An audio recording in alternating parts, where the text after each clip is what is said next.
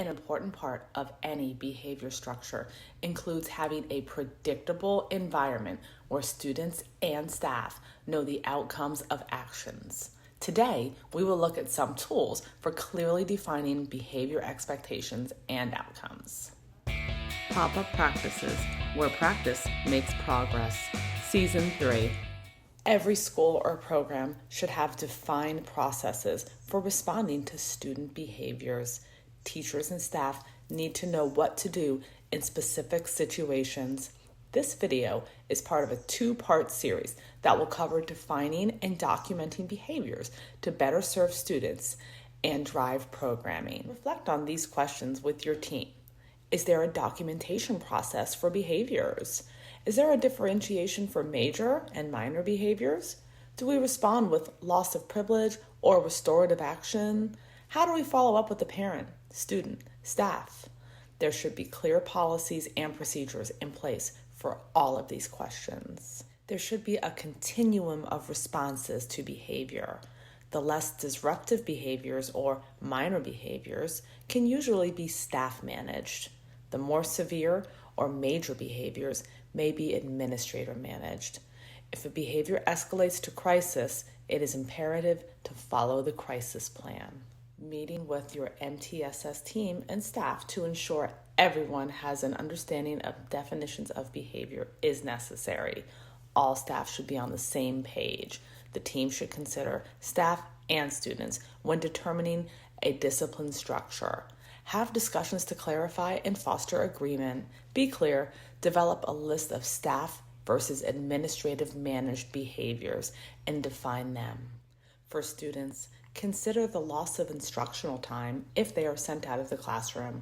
Also, consider the function of the behavior. Sending a disruptive student out of the class may inadvertently be rewarding them with escape from academic demands. With your MTSS team, start by collecting information from staff regarding the behavior infractions that are observed within the school or program. Use your referral information and staff feedback to brainstorm the behaviors. Next, outline the behaviors and then organize them by category. In this example, the team organized into two categories, staff managed versus administrator managed. Here, you see the team has the classroom managed violations on the left side, such as minor physical contact or horseplay, minor disruptions such as being out of seat or talking out, and minor dress code violations such as having a hoodie up. On the right side are the administrator managed violations such as bullying, vandalism, and major persistent disruption. Use these categories to create a visual flowchart for all staff and students to clearly understand. The one here, along with many other examples, can be found on pbis.org. You will then organize these categories based on how you want to group. In this example here, behaviors are organized into 3 groups. The first column, titled Incidental, are the behaviors that are not referred or recorded. These include off-task, missing homework, and being out of seat. The second column is titled Minor Violations. These are not referred to administration, but are recorded. These behaviors include inappropriate language, disrespect, and dress code violation. The last column are major violations, and these are referred to administration and recorded.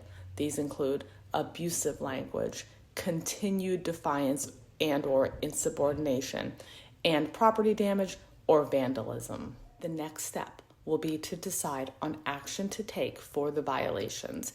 Your team will clearly outline what actions are taken, including documentation procedures for incidental, minor, and major violations. In this example, incidental violations are addressed by utilizing Tier 1 classroom management strategies.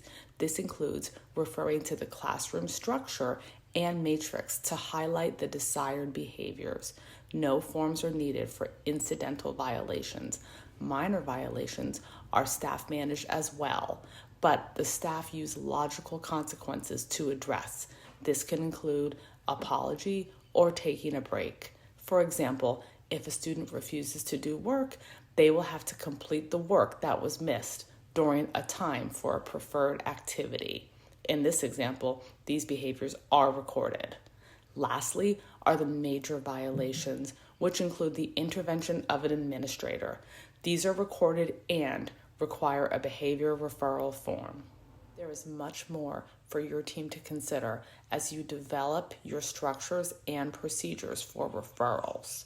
We will cover this in part 2 of this 2-part series. Thanks for joining me on today's Patent Pop-Up Practice, where practice makes progress.